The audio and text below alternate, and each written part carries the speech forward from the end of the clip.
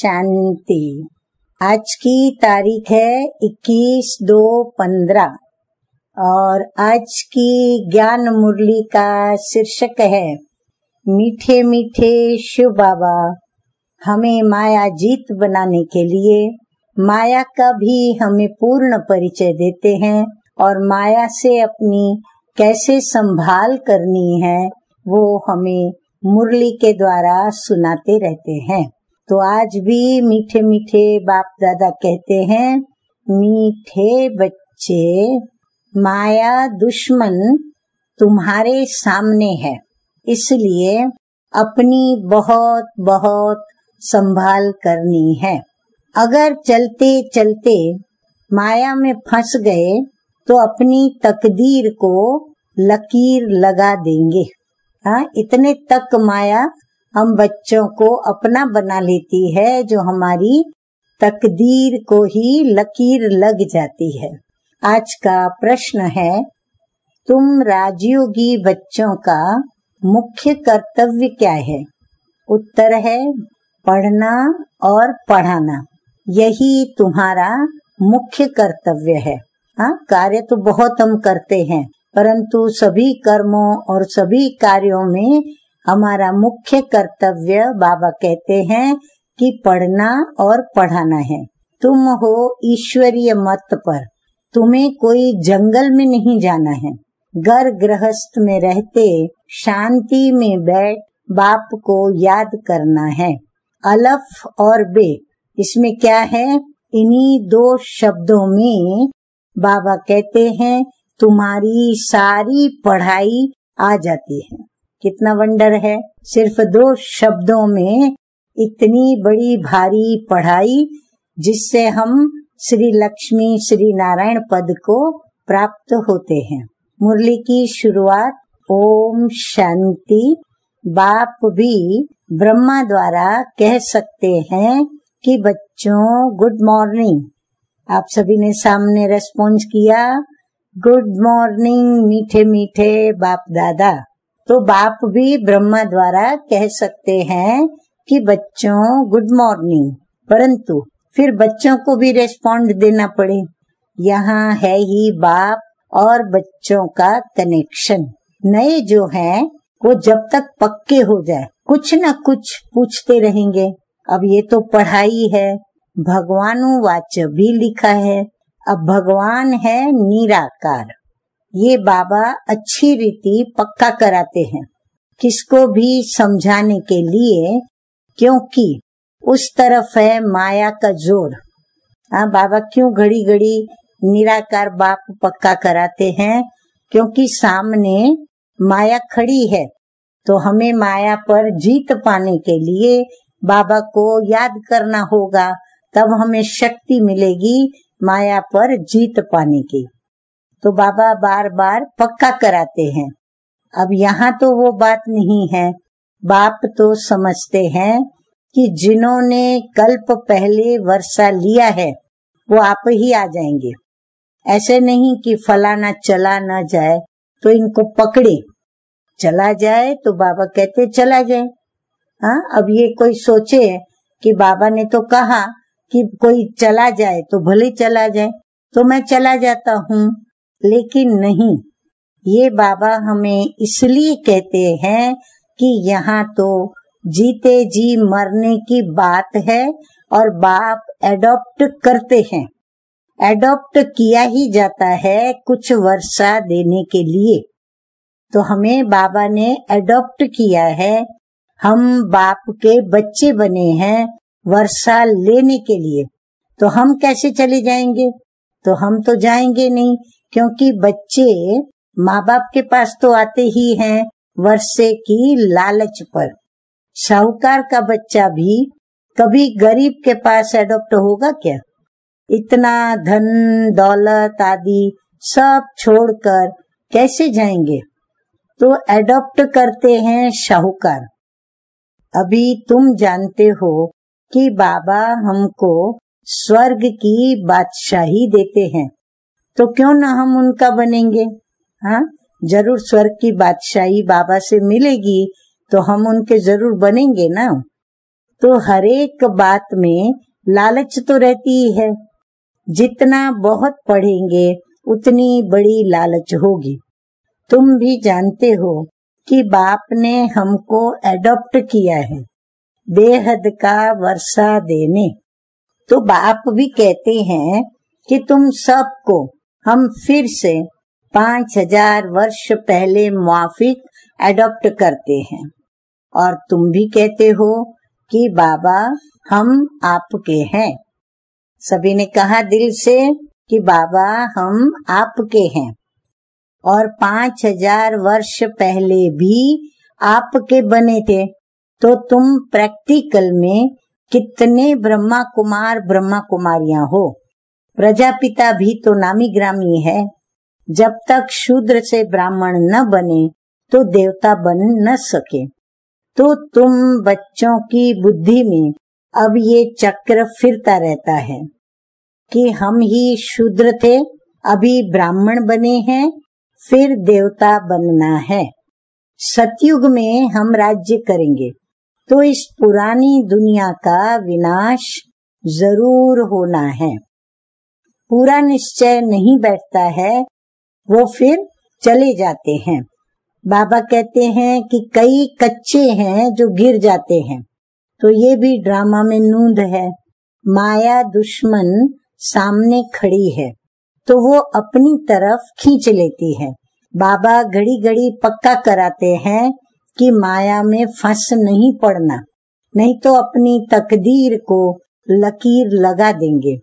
अब बाप ही पूछ सकते हैं कि आगे कब मिले हो, और कोई को पूछने का अक्ल आएगा ही नहीं।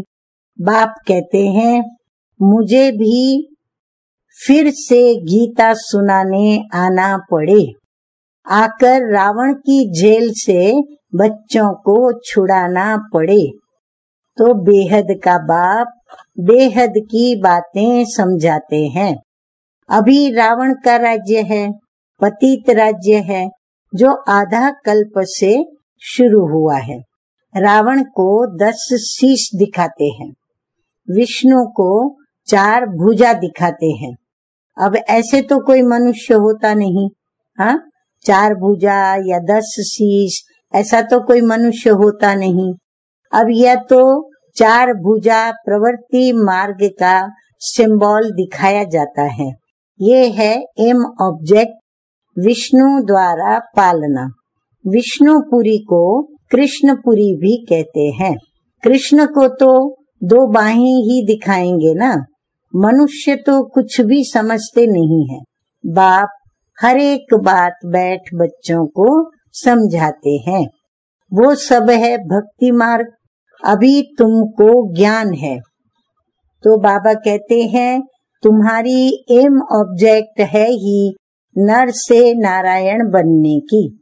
ये गीता पाठशाला है ही जीवन मुक्ति प्राप्त करने के लिए। ब्राह्मण तो जरूर चाहिए। अब ये है रुद्र ज्ञान यज्ञ। शिव को रुद्र भी कहते हैं। अब बाप पूछते हैं ज्ञान यज्ञ कृष्ण का है या शिव का है? हाँ, सभी ने जवाब दिया होगा अंदर।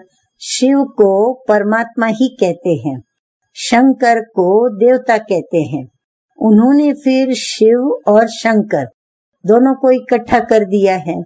अब बाप कहते हैं कि हमने इनमें प्रवेश किया है। किसमें? ब्रह्मा बाबा में। तो शिव बाबा और ब्रह्मा बाबा। तो बाबा कहते हैं तुम बच्चे फिर कहते हो बाप दादा, वो कहते हैं शिव शंकर। अब ज्ञान सागर तो है ही एक। अभी तुम जानते हो ब्रह्मा सो विष्णु बनते हैं ज्ञान से। चित्र भी बरोबर बनाते हैं कि विष्णु की नाभि से ब्रह्मा निकला। इसका अर्थ भी कोई समझ नहीं सकते। ब्रह्मा को शास्त्र हाथ में दे दिए हैं। अभी शास्त्रों का सार बाप बैठ सुनाते हैं या ब्रह्मा सुनाते हैं? हाँ, बाबा ये भी प्रश्न पूछ रहे हैं कि ये शास्त्रों का सार कौन सुनाता है? ब्रह्मा सुनाते हैं या स्वयं बाबा शिव बाबा सुनाते हैं। यह भी मास्टर ज्ञान सागर बनते हैं। ऐसे बाबा के संग में ब्रह्मा बाबा भी मास्टर ज्ञान के सागर बनते हैं। बाकी चित्र इतने ढेर बनाए हैं वह कोई यथार्थ नहीं है। ये सब है भक्ति मार्ग के चित्र, जो दुनिया में भक्ति मार्ग के कई ऐसे शंकर के, शिव के, कृष्ण के चित्र बनाए हैं। मनुष्य कोई 8-10 भुजा वाले तो होते नहीं। यह तो सिर्फ प्रवृत्ति मार्ग दिखाया है, रावण का भी अर्थ बताया है। आधा कल्प है रावण का राज्य, आधा कल्प है राम का राज्य। रावण का राज्य माना रात्रि और राम का राज्य माना दिन। बाप हर एक बात समझाते हैं। तुम सब एक बाप के बच्चे हो। बाप ब्रह्मा द्वारा विष्णुपुरी की स्थापना करते हैं और तुम बच्चों को राजयोग सिखाते हैं। जरूर संगम पर ही राजयोग सिखाएंगे। द्वापर में गीता सुनाई, अब ये तो रॉन्ग हो जाता है। बाप तो सच बतलाते हैं। अगर द्वापर में गीता सुनाई तो द्वापर युग के बाद क्या आता है? कलह युग। तो बाबा ने आकर के क्या कलह युग की दुनिया स्थापन की? नहीं। इसीलिए ये बात रॉन्ग हो जाती है कि द्वापर में गीता सुनाई गई। अब बाप सच बतलाते हैं। बहुतों को ब्रह्मा का, कृष्ण का साक्षात्कार होता है। ब्रह्मा का सफेद पोष ही दिखाते हैं। शिव बाबा तो है बिंदी। अब बिंदी का साक्षात्कार हो तो कुछ समझ ही न सके। तुम कहते हो कि हम आत्मा हैं। अब आत्मा को किसने देखा है? कोई ने नहीं देखा। अब वह तो बिंदी है तो समझ सकते हैं ना। जो जिस भावना से जिसकी पूजा करते हैं उनको वही साक्षात्कार होगा। दूसरा अगर रूप देखे तो मूंझ पड़े। अब हनुमान की पूजा करेगा तो उनको वही दिखाई पड़ेगा। गणेश के पुजारी को वही दिखाई पड़ेगा। बाप कहते हैं हमने तुमको इतना धनवान बनाया, हीरे जवाहरों के महल थे, तुमको अनगिनत धन था, तुमने अभी वो सब कहाँ गंवाया? अभी तुम कंगाल बन गए हो, भीख मांग रहे हो।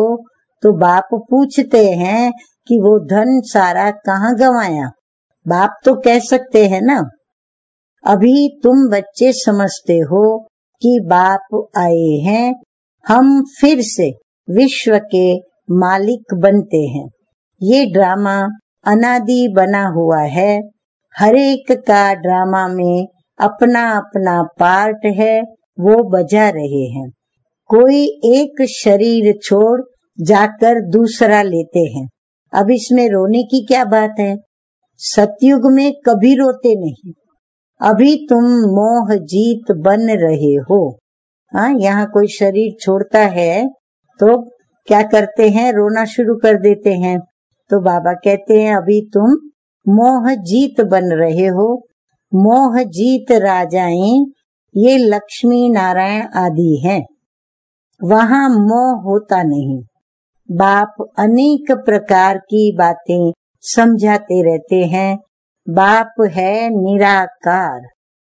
मनुष्य तो उसे नाम रूप से न्यारा कह देते हैं, लेकिन नाम रूप से न्यारी चीज थोड़ी होती है। हे भगवान, ओ गॉड फादर कहते हैं ना, तो नाम भी है, रूप भी है ना। लिंग को शिव, परमात्मा शिव बाबा भी कहते हैं। बाबा है तो सही ना। बाबा तो है बराबर। बाबा के जरूर बच्चे भी होंगे। निराकार को निराकार आत्मा ही बाबा कहती है। मंदिर में जाएंगे तो उनको कहेंगे शिव बाबा, फिर घर में आकर बाप को भी कहते हैं बाबा। अब अर्थ तो समझते नहीं, हम उनको शिव बाबा क्यों कहते हैं? बाप बड़े थे बड़ी पढ़ाई, 2 अक्षर में पढ़ाते हैं। कौन सी वो पढ़ाई है और कौन से वो 2 अक्षर हैं? तो राजयोग की पढ़ाई है राजा बनने की, और 2 अक्षर हैं, बाबा देते हैं अलफ और बे। अलफ को याद करो तो बे बादशाही तुम्हारी है। अब ये बड़ा भारी इम्तिहान है। मनुष्य बड़ा इम्तिहान पास करते हैं तो पहले वाली पढ़ाई कोई याद थोड़ी रहती है। पढ़ते पढ़ते आखिरी तंत्र सार बुद्धि में आ जाता है। ये भी ऐसे है, तुम पढ़ते आए हो। अंत में फिर बाप कहते हैं मन मना भव, तो देह का अभिमान टूट जाएगा।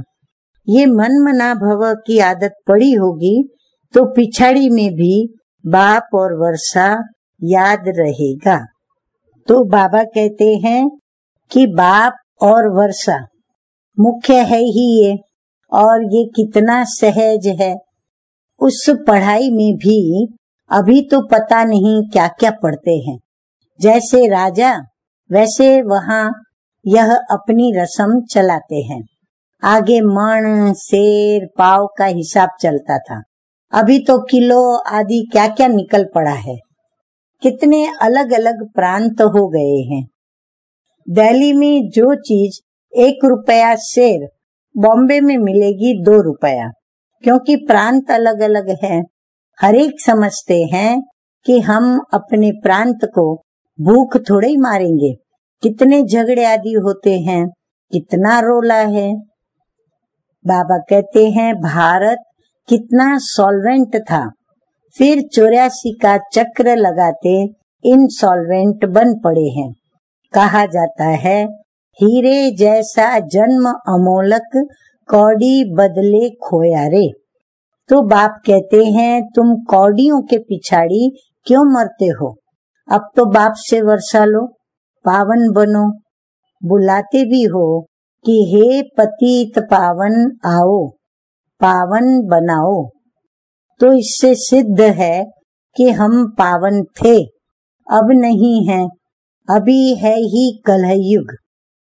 बाप कहते हैं मैं पावन दुनिया बनाऊंगा तो पतित दुनिया का जरूर विनाश होगा। इसलिए ही ये महाभारत लड़ाई है जो इस रुद्र ज्ञान यज्ञ से ही प्रज्वलित हुई है। ड्रामा में तो ये विनाश होने की नूंद है।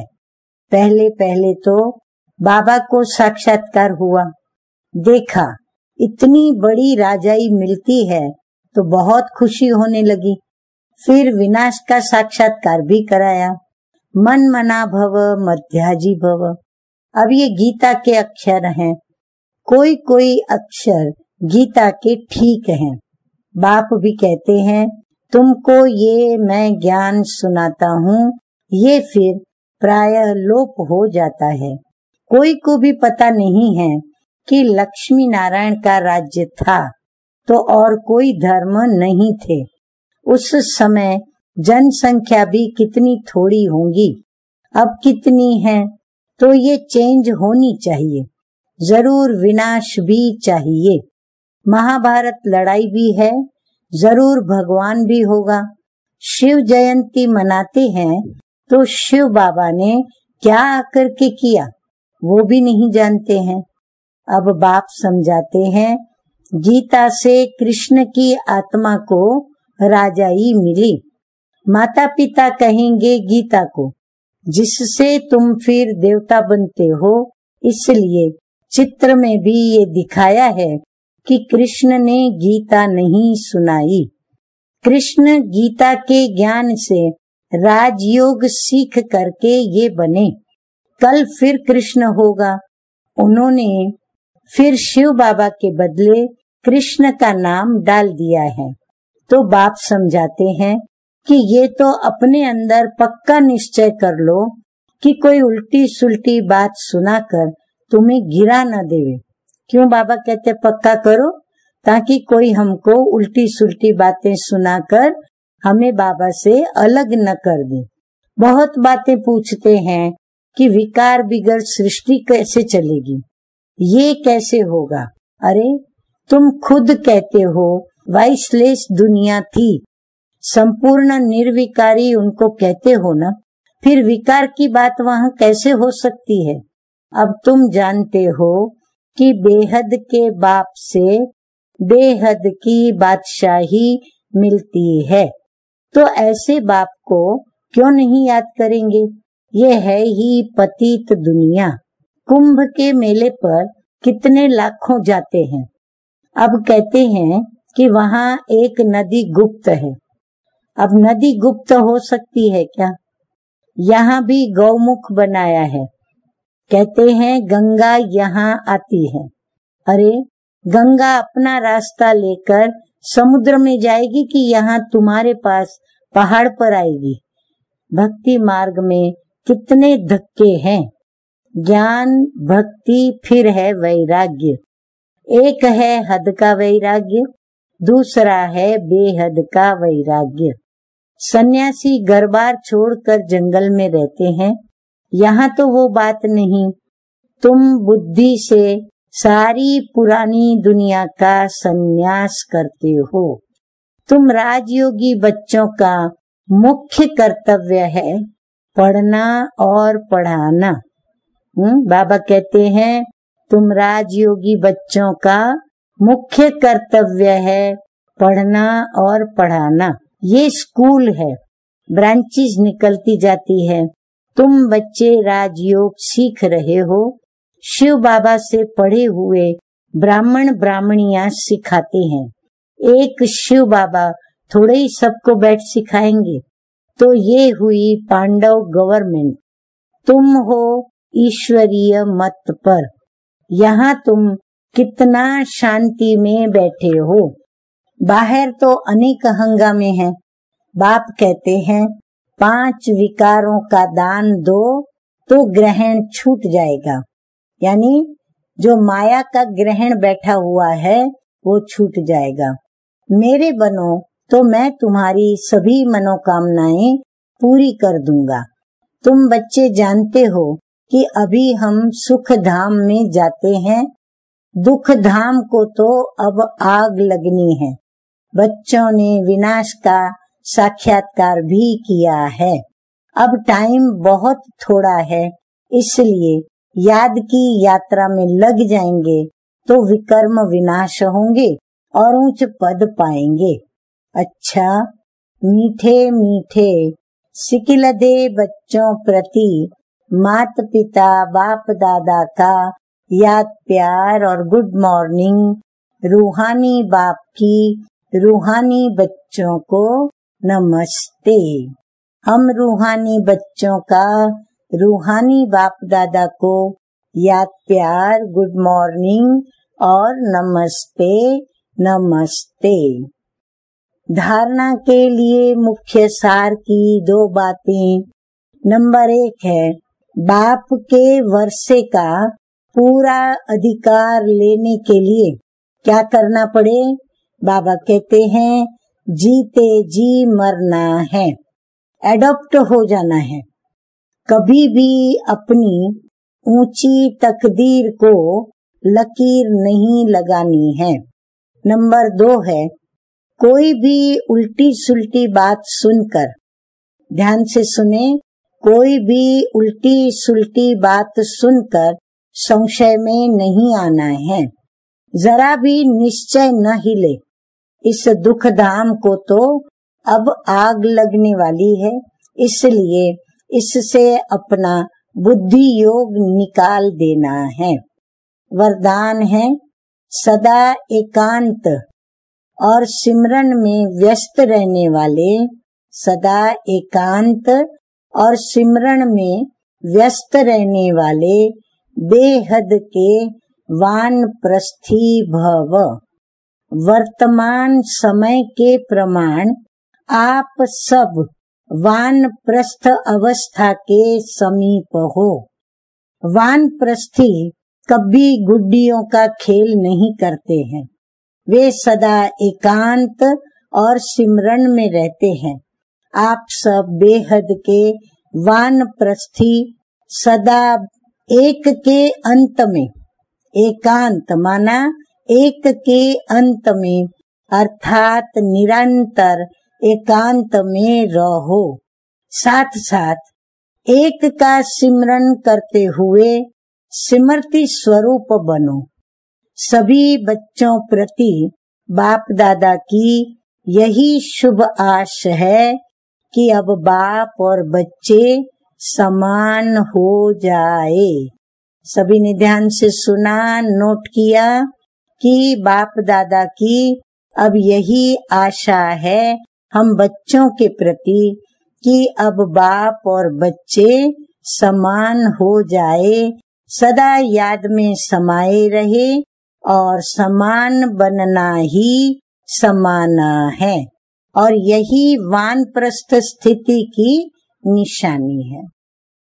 स्लोगन है आज का, आप हिम्मत का एक कदम बढ़ाओ, आप हिम्मत का एक कदम बढ़ाओ तो बाप मदद के 1000 कदम बढ़ाएंगे। अच्छा, ओम शांति।